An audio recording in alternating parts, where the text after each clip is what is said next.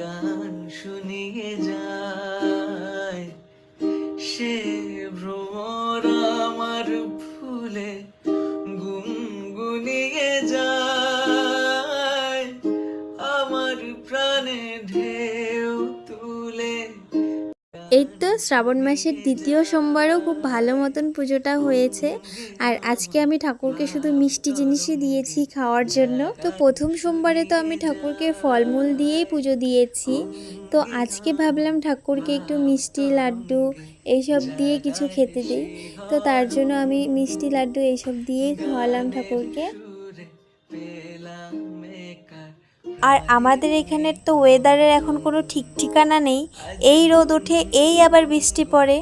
আর বৃষ্টি পড়লে তো সব সময়ের জন্য আমাদের জায়গাটা ভীষণই ভালো লাগে, তাই ছোট্ট করে একটা ভিডিও করলাম। তো এই ছিল শ্রাবণ মাসের দ্বিতীয় সোমবারের ব্লগ। আশা করছি তোমাদের অনেক ভালো লেগেছে।